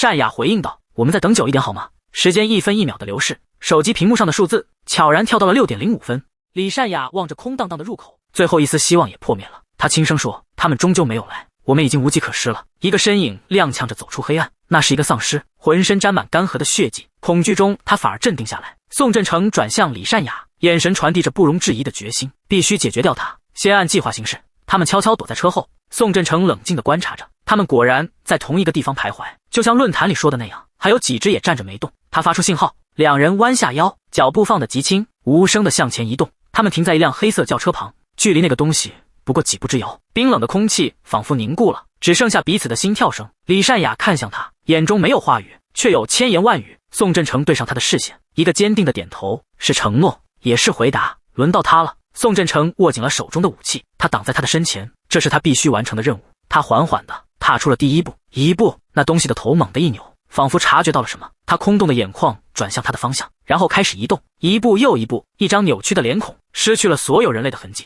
他张开嘴，发出一声不似人间的嘶吼，那东西朝他猛扑过来，带着腐烂的气息。宋振成没有后退，他迎着那张可怖的脸，用尽全力挥下了武器，致命一击，干净利落。李善雅的动作同样果决，他挥动武器，没有丝毫犹豫，这份默契无需言语。冰冷的提示音在脑海中响起，获得1枚钱币。他们并肩走出黑暗，走向未知的冰雪世界。他忽然停下脚步，眼中闪过一丝欣喜，轻轻碰了碰他的手臂。我终于看到了。刺骨的寒风扑面来，他下意识的蹙眉，低声自语，比想象中还要冷。这样下去我们会被冻僵的。李善雅的目光坚定，他望向远方。我们走吧，先去清溪川。白雪覆盖了整个世界，远处是盘山的黑影。他回头看了一眼，那些东西在雪地里行动迟缓，心里稍稍安定，至少给了他们喘息的机会。他看到他脸上掠过的担忧，便放缓了声音，比预想的要快一些，但总比毫无准备的战斗要好。他们站在冰封的河道前，曾经熟悉的城市变得陌生，一时竟有些失语。这就是清溪川。他很快回过神，指着远处一个方向，我们要小心前进，警察局那边有很多丧尸。他轻轻点头，好。那些身影聚集在一起，是他们前路上最大的障碍，也是对他们默契的又一次考验。仅仅30米的距离，却仿佛隔着生与死。终于，他们找到了入口，一个通往地下的阶梯，在茫茫白雪中格外醒目。两人相视一眼，心意已决。宋振成轻声说：就是这里。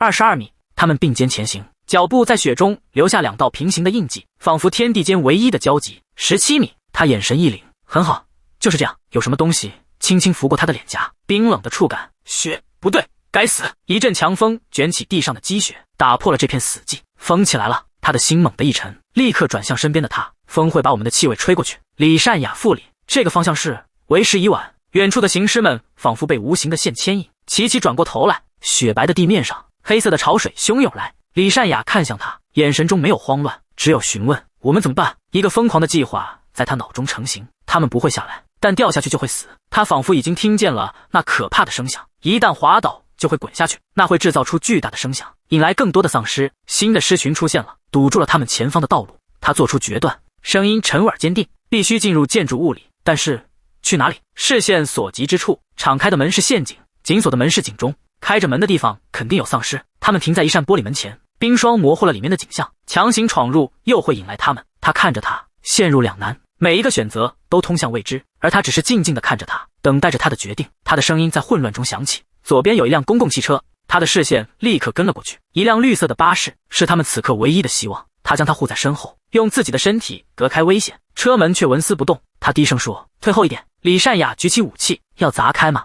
宋振成却按住了他的手。等等，车窗里一枚钥匙静静地插着，是钥匙。他不再犹豫，举起手中的木棍，他使出全身力气，把木棍插进车门的门缝，撬开了车门。李善雅赶紧跑上车，边跑边喊：“宋代理，快点！”狮群已经涌了上来。宋振成奔到车上去关车门，车门缓缓合拢，但这速度太慢了，来不及了，他们来了！一张张扭曲的脸正狂奔来，绝望的气息扑面而来。他坐在驾驶座上，第一次感到了无力。即使我们坚持住了，在他们的压力下，门被打开的那一刻，一切都将结束。我们必须密封入口。他的手紧紧握住方向盘，心也随之揪紧。车轮开始转动，碾过冰雪，发出沉闷的声响。李善雅猛地回头，脸上血色尽退。该死！车门没有关上，一只手从门缝伸了进来，带着死亡的气息。他的呼吸停滞了。拜托！李善雅用尽全力抵住车门。他看着他，声音嘶哑：“他们来了！”李善雅在战斗，他用身体和武器筑起一道脆弱的防线。宋振成疯狂地操作着：“快动起来啊！拜托了！”终于，引擎发出一声轰鸣，像沉睡巨兽的苏醒，震动着整个车厢。宋振成的眼中重新燃起了光芒。我们成功了！巴士猛地一震，李善雅没站稳，摔倒在地。他立刻回头：“你还好吗？”他撑着地面坐起，轻轻点头：“他喊了一句：“抓紧了！”绿色的巴士像一座移动的孤岛，载着他们驶离绝望的岸。雨刮器来回摆动，拂去眼前的迷茫。他稳稳地握着方向盘，也握住了他的安稳。宋振成使劲地夹着油门，巴士在雪地里穿行。他忽然皱起眉头，一丝不安爬上心头。该死，路面结冰了！他猛地拉起手刹，用尽全身力气停下。刺耳的摩擦声划破寂静，车轮与冰面蹦出火花。巨大的车身横在路中央，终于停了下来。他轻抚着冰冷的车门，终于松了一口气。很好，门已经关上了。他转过身，看着他专注的侧脸，至少眼前的危机解除了。宋振成轻声回应：“是啊。”但他眼中的阴霾并未散去。可是车窗外是他们刚刚逃离的噩梦，现在我们该怎么办？丧尸们的手掌拍打着车窗，发出沉闷的声响，仿佛死神的催命鼓，一下又一下敲在心上。他看向他，声音低沉：“我们需要东西引开他们，除非恰好有人路过。”但奇迹并未发生，更多的丧尸聚了过来。他握紧了拳头，这样下去车会翻的。这样结束吗？真是可笑！我们好不容易才活下来。他看着身边的他，绝望像潮水般将他淹没。我们拼尽全力才走到这里。他忽然看到了什么，眼中闪过一丝光亮。突然，巨大的撞击声划破死寂，所有的丧尸都被那声响吸引，朝着同一个方向奔去。他看着他，眼中是劫后余生的庆幸。我们活下来了。是啊，差一点就死了。他望着窗外，目光深邃，思绪飘向未知的远方。他站起身，走到他身边：“你看到那个位置了吗？”“好像是从那里掉下来的。”他猜测着，大概在2楼或者3楼吧。然后朝着那个方向挥了挥手。他歪着头问他：“你觉得会是谁呢？”宋振成回答道：“我也不确定。”他伸出手，做了个祈祷的手势。我觉得一个幸存者依然保有人性。他忽然眼前一亮，指着窗外：“啊，那里是刚才帮我们的那个人。”那个小小的身影在远处的窗口挥着手。宋振成仔细地看着，那人头发很长，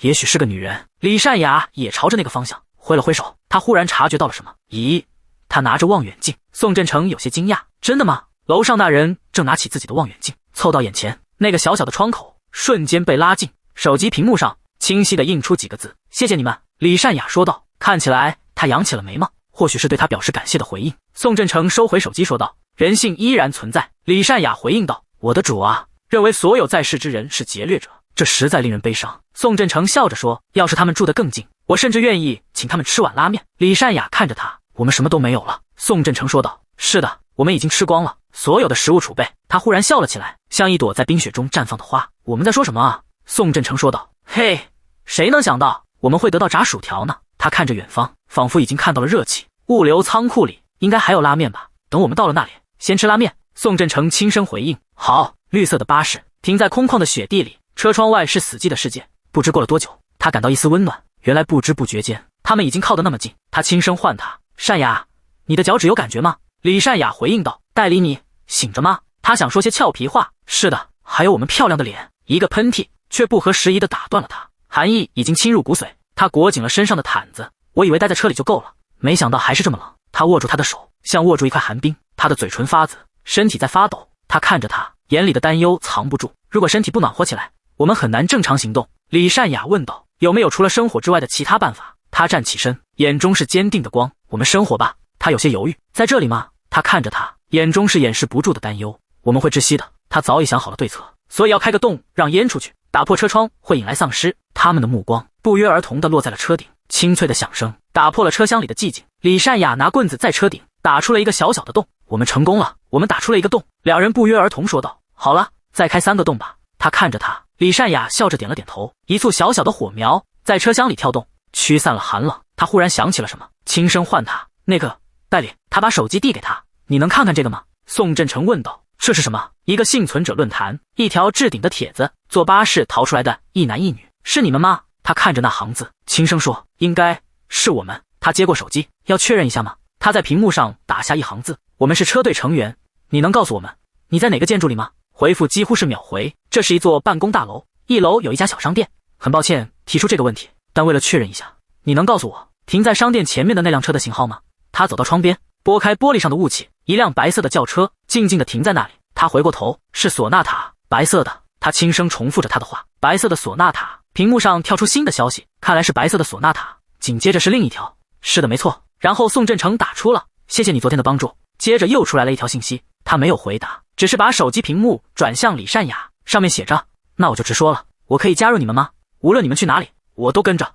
画面一转，一个男人打开了窗户，他只想看看外面的情况，却看到了此生难忘的恐惧。那东西在爬墙，极度的恐惧让他失去了理智，盛怒之下用家里所有能拿到的东西砸他，直到击中他的头部，他倒地身亡。他看起来有些面熟，仔细一看，我发现他是隔壁大楼内攀岩馆的经理。帖子下方有人问道：那么你是说一些僵尸能够运用他们在转变之前所拥有的能力？画面转回清晨8点56分，阳光无力地洒在雪地上，他们此行的目的地 M 大楼近在眼前。他站起身，掸了掸身上的雪。我们准备一下吧。他点了点头。李善雅问道：对了，宋代理，你对我们刚才在论坛上看到的那个帖子有什么看法？宋振成毫不犹豫地回答：变异了吧，我有点预料到会发生这样的事。李善雅不解地问：真的吗？怎么回事？宋振成解释说：崔经理是在5楼死的，那里的窗户因为爆炸碎了，还记得吗？李善雅瞬间明白了，所以丧尸是爬墙进去的。话音未落，咖啡店破碎的玻璃门后，一个身影蹒跚而出。李善雅看着那个女人，眼中是掩不住的惊讶。哦，是她吗？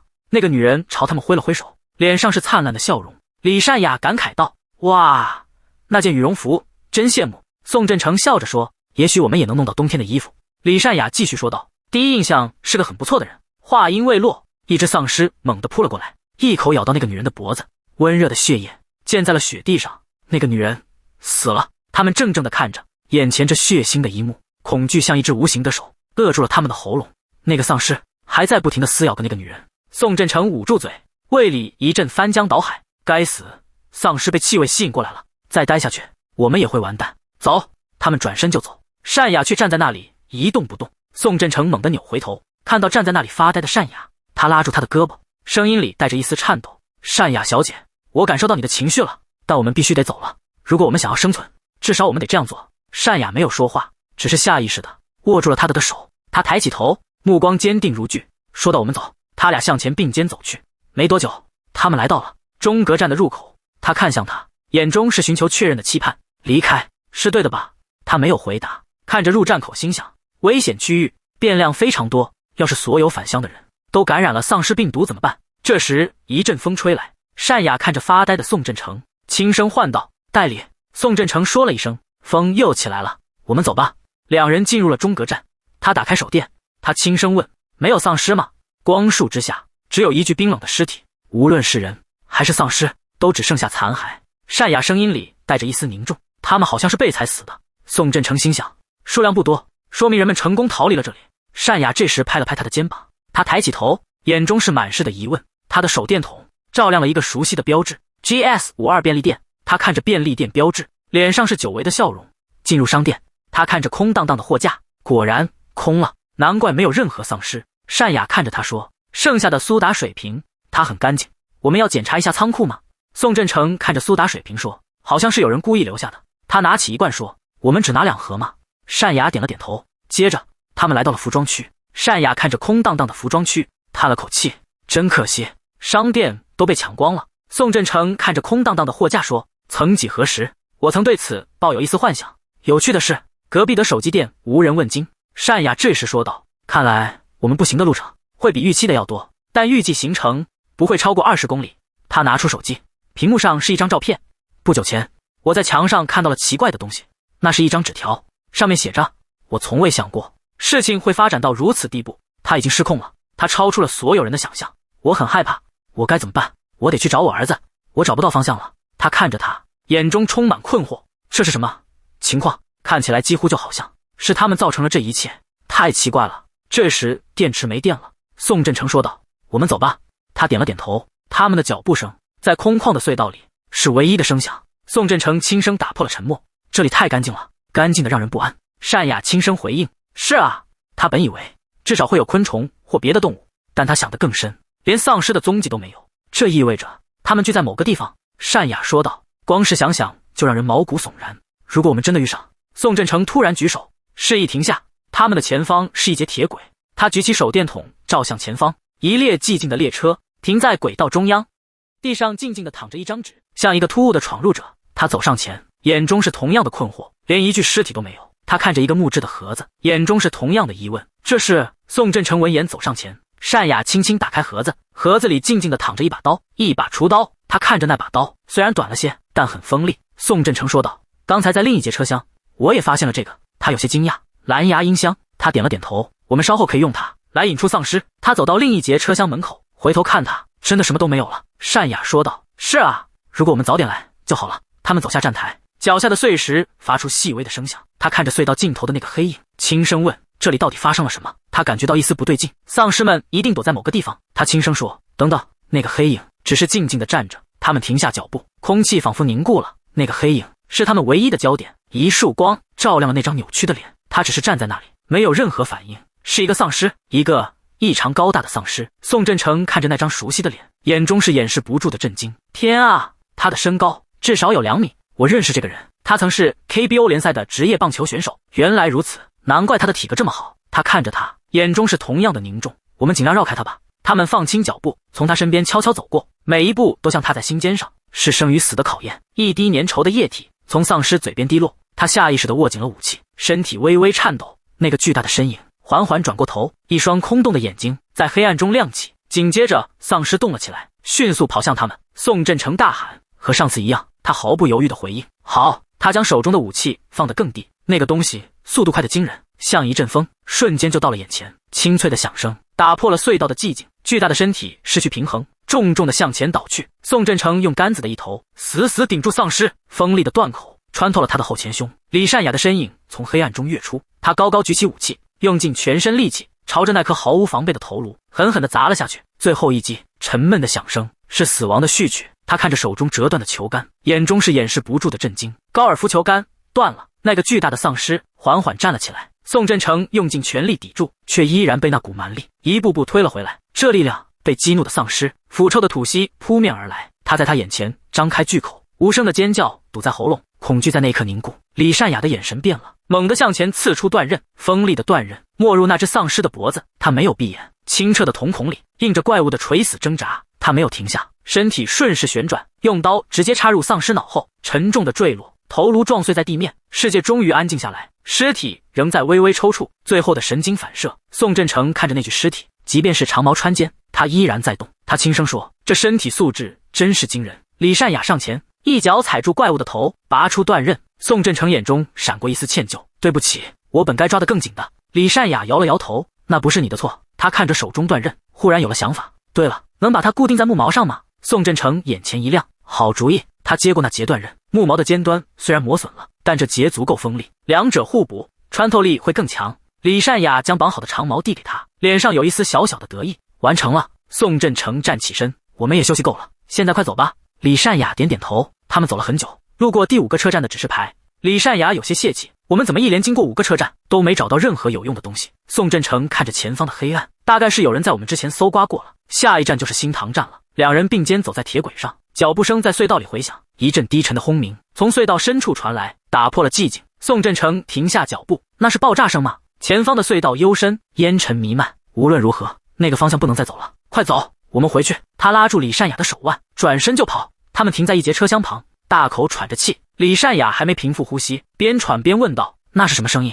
宋振成将食指抵在唇边：嘘。他侧耳倾听，一阵杂乱的脚步声由远及近，有东西过来了。他的心猛地一沉，一张扭曲的人脸从黑暗中浮现，接着是第2张，第3章，失控的丧尸如潮水般涌来。李善雅握紧了长矛，我们要战斗吗？宋振成按住他，不，等一下。那群丧尸从他们身边跑过，甚至没有看他们一眼，他们站在原地，任由那股狂潮从身边涌过。那群人眼中没有他们，只有一个疯狂的目标。宋振成握紧了手中的长矛，指节泛白。他从门边探出头，看着最后一批人跑过，隧道重归寂静。他们在车厢里坐下，宋振成轻轻舒了口气，他看着沉默的李善雅，轻声说：“现在还不能休息。”李善雅的声音有些发紧：“我们该怎么办？是走向那个有几十个丧尸的车站，还是回到爆炸传来的方向，那个我们从未踏足的地方？我们就应该只是等待吗？”李善雅看着他：“要不我们躲起来？”宋振成立刻摇头：“风险太大了。”他望向车厢里的壮壮鬼影，上次他们陷入疯狂，所以没空闻到我们的气味，但那些缓慢行走的已经察觉到我们了。沉默在两人之间蔓延，只听得见彼此的呼吸。李善雅深吸一口气，眼神清澈而坚定：“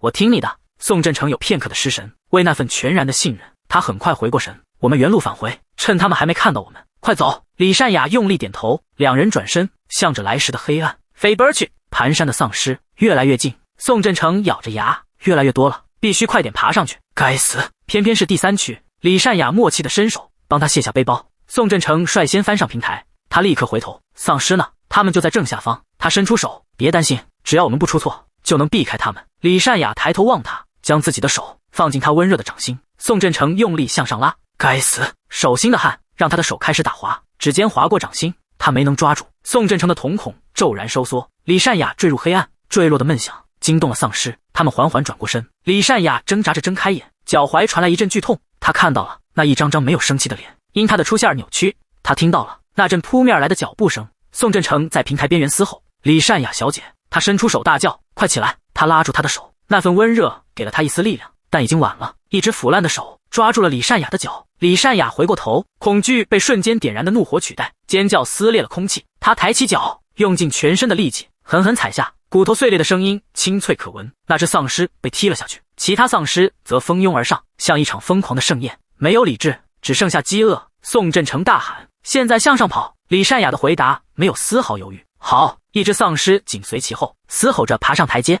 他忽然停步转身，将他护在身后，迎向那扑来的黑影。他也停下，长矛挥落，丧尸应声倒下，滚落台阶。他回头，胸口还在起伏，目光越过倒下的尸体，寻找着他的身影。他们同时出手，长棍挥舞，默契如一。丧尸发出刺耳的尖叫，长矛刺入他的口中，带出一道黑色的血线。李善雅眼神冰冷，高举长矛。丧尸嘶吼着，那声音仿佛在诅咒。宋振成高喊：“小心！”丧尸向善雅扑去，他猛地向前，一棍挥出，将丧尸重重击退。李善雅高高跃起，双手紧握长棍，用尽全身力气猛然砸下，头颅碎裂，污血四溅。他们冲进那扇门，背靠着门板滑落在地，大口喘着气。宋振成轻声说：“差一点。”李善雅的声音还有些颤抖：“是啊。”宋振成靠在门边，轻声问：“外面怎么样了？”李善雅侧耳倾听，至少附近没有。他终于松懈下来，靠着墙壁滑坐：“我们还活着。”李善雅回过头，嗯了一声。宋振成忽然想起什么：“对了，李善雅小姐，你的腿。”他指向她的脚踝，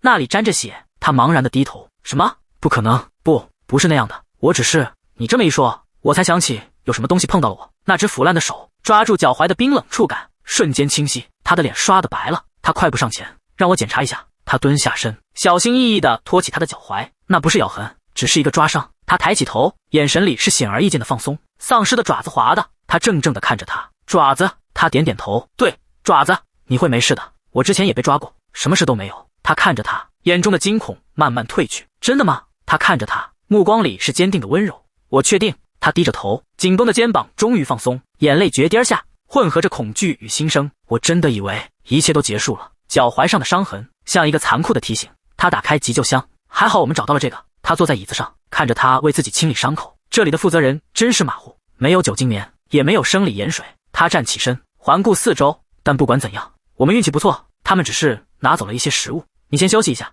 宋振成开始在凌乱的文件中翻找，他的动作停住了，眼神里闪过一丝光。果然和他想的一样，一枚小小的钥匙。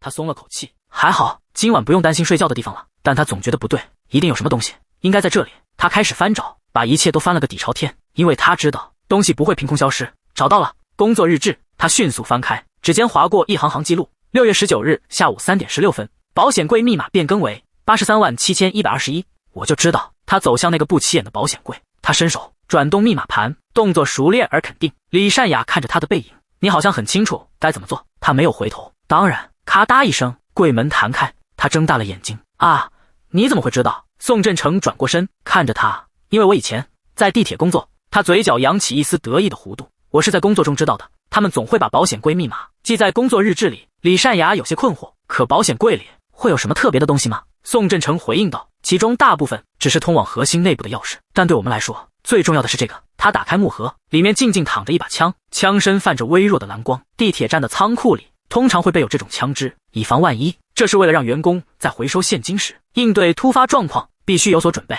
他将木盒递给他，拿着这个。他摇了摇头，不，还是你留着吧，我从没摸过枪，到时候我肯定用不好。他看着他，若有所思，说的也有道理。他合上木盒，那么李善雅小姐，他疑惑地看着他，他将那枚小小的钥匙递到他面前，那你至少拿着这个，之前在枪旁边找到的。李善雅好奇地问，这是什么钥匙？他举起钥匙，笑容里带着一丝神秘。我想门上写着车站员工室。他轻声重复，员工室。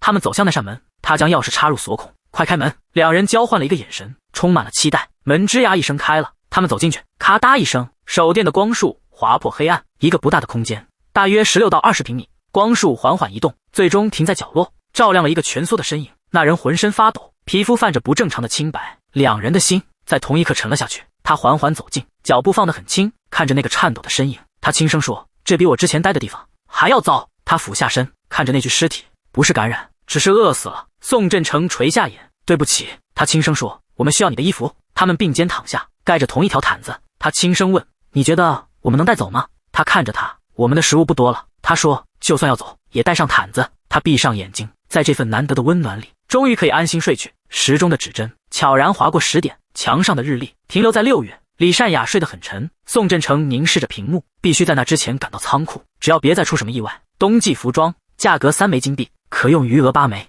天气越来越冷，地下还能勉强御寒，但他们终究要回到地面，地下的情况只会更糟。如果时间到了，我们需要比现在更厚的衣服。他看向沉睡的李善雅，金币刚好购买2套。他犹豫着该怎么做，屏幕的光映在他眼中，他的指尖轻轻点下，我无法决定，我们现在还好，所以我会推迟，并稍后再考虑一下。他躺回毯子里，眼前的光芒消失，寂静得夜渐渐被晨光取代。地铁站的出口被厚厚的积雪覆盖，天光大亮。宋振成轻轻摇晃着他，李善雅小姐，该起床了。他在睡梦中一语，再睡5分钟。李善雅揉着惺忪的睡眼，宋振成已经背好了包，我们走吧。他伸出手拉他起身，他们走出房间，回到冰冷的隧道。一辆翻倒的卡车挡住了去路，这看起来是有人故意放在这里的。李善雅没有犹豫，径直爬上卡车，我去看看情况。李善雅探出头，嘴里含着手电筒，像个好奇的孩子。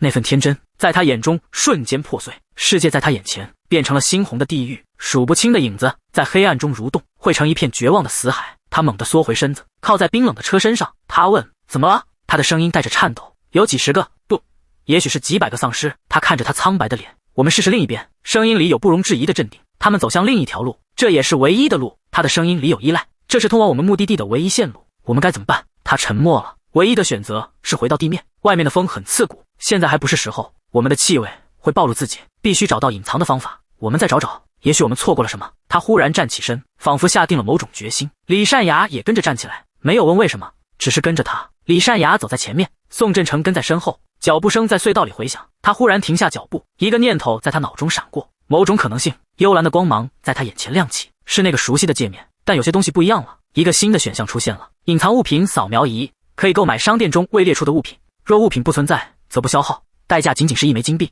他按下购买，指尖带着一丝颤抖，幽蓝的光芒凝聚在他面前，化作一个寻觅的符号。原来是这样。他深吸一口气，等等，如果是这样的话。他输入一个词，疫苗。屏幕冰冷，未找到结果。他换了一个又一个词，丧尸疫苗、抗体、治疗药物。每一次搜索都像石沉大海。果然，他自嘲地想，自己真是个傻瓜，怎么会去尝试那种东西。他呼出一口白气，脑中闪过他的脸，重新输入一个词，气味。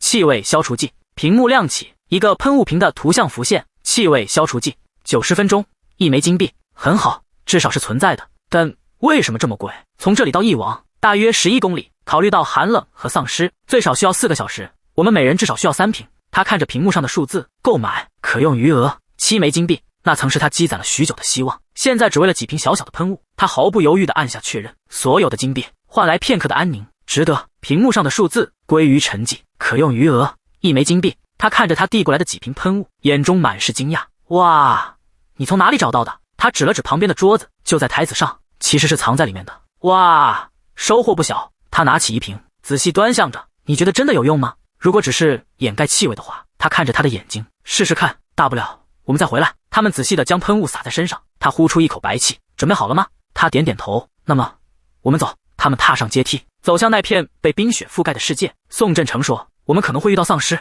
所以我们走慢点。他轻声回应好。凛冽的寒风卷起地上的积雪，吹得人睁不开眼。他忽然停下脚步，拉住他的衣袖，戴笠，看，一个丧尸。风雪中，一个孤单的身影蹒跚前行。那东西没有注意到他们。喷雾起作用了吗？忽然，那只丧尸的头猛地转向他们，两人瞬间绷紧了身体。被发现了吗？不，他看的不是他们，而是更远的地方。那姿态不像在寻找猎物。他们从那只丧尸身边走过，他毫无察觉。李善雅的眼中闪着光，看来真的有用。他点点头，我们就这样继续前进。他们路过一家武器店，招牌在风雪中依然清晰。李善雅说道，那家店完好无损。宋振成则说，小偷们可能已经光顾过了，要么是主人自己在保护他。他们在路口停下，终于到了水源站。他的目光望向远方，我曾希望能到一王过夜的，这里不行，我们得找个地方过夜。他说，我去右边看看，你去左边。他走到一扇门前，窗户碎了，露出里面的黑暗。他从另一扇窗户向里望，两个丧尸，不能在这里。他走到街对面，他还在那里。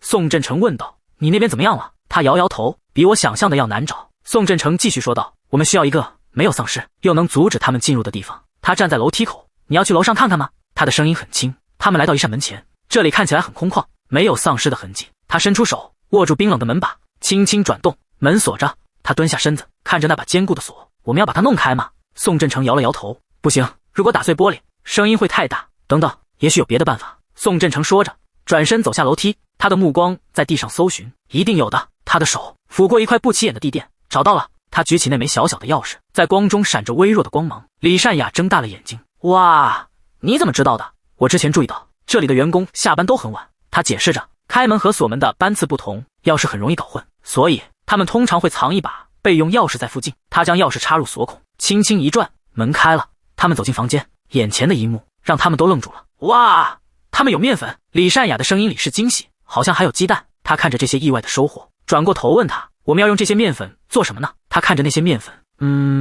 先放着吧，以后再回来。他看着那袋面粉，现在带着太重了，我们先把它藏起来。他笑了起来，好主意，我们运气真好，找到了这么个地方过夜，还有便携充电器和手表。照这个速度，我们明天应该能到仓库。他顿了顿，我们只剩下4块巧克力了。善雅说道，仓库里真的会有人吗？就像那个武器店一样，我们要不要设个暗号，万一有人遇到危险？宋振成点点头，好主意。那要设什么呢？他的眼睛忽然亮了，像想到了什么绝妙的主意。他笑着，这个怎么样？他比划了一个小小的手势，